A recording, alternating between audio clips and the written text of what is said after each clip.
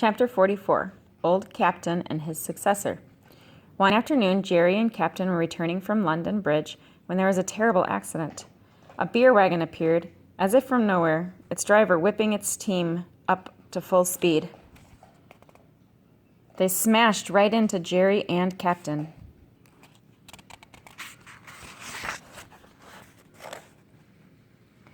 Jerry was only bruised, but Captain was very badly hurt. The wagon driver had been drunk and was fined, but no amount of money could heal poor Captain.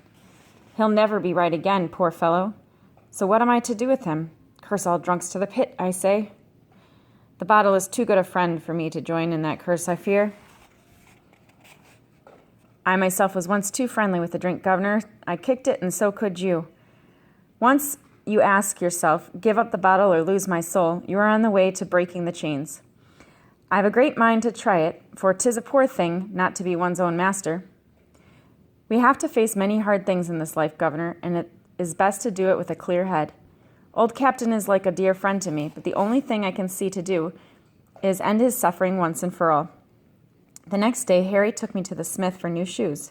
When I returned, the captain was gone. Jerry now had to find a new horse. He heard of one for sale at Nobleman's stable. He was a young horse named Hotspur. He had thrown his master, who had then ordered him to be sold. His groom, confident that it was bad riding rather than a bad horse that had gotten his master thrown. Jerry's own horse sense told him that this was most likely true, so a deal was made. Hotspur at first thought his new station to be a great come-down, but he soon settled in, and we all got along very well. Chapter 45. Jerry's New Year. Christmas and the New Year are very merry times for most, but for us they are no holiday. Happy people dance away while we stand for hours in the cold and wet. On New Year's Eve, we took 2 gentlemen to a card party at 9 and were told to return at 11. We were at the door at 11 for Jerry. We were always prompt, but the men were still inside. At midnight, the rain had turned to sleet, and still we waited. Jerry rang the bell and was told the gentleman would soon be down.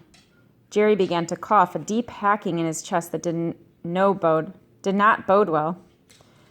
At 1:15, the men emerged at last. They got into the cab without a word of thanks.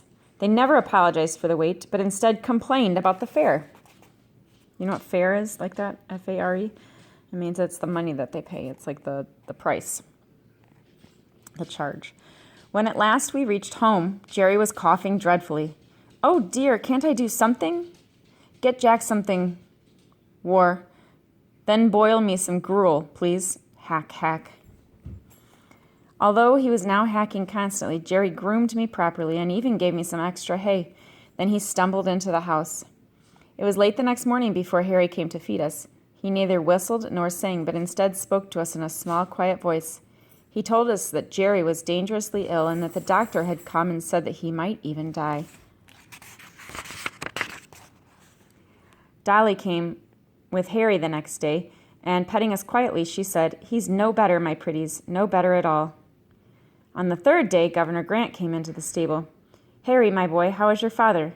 "Very bad, sir. The doctor is not sure he'll make it."